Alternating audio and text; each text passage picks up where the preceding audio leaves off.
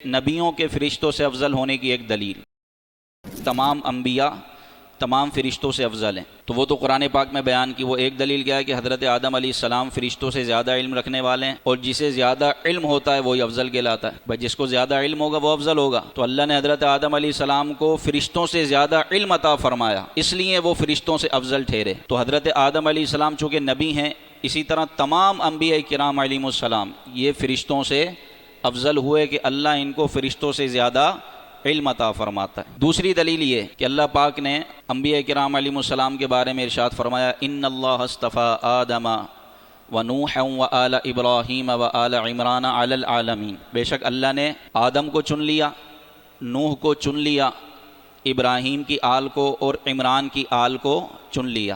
کس پر چن لیا؟ تمام مخلوقات پر۔ اس آیت کا مطلب یہ کہ تمام مخلوقات پر ان لوگوں کو اللہ نے ان کی اولاد کو یعنی انبیاء کرام کو فضیلت عطا فرمائی، تو تمام عالم میں فرشتے بھی آ گئے۔ تو پتہ چلا کہ نبیوں کو فرشتوں پر افضلیت حاصل ہے۔ پھر بات کریں نبی پاک صلی اللہ علیہ وسلم کی، تو آپ تو نبیوں کے بھی سردار ہیں۔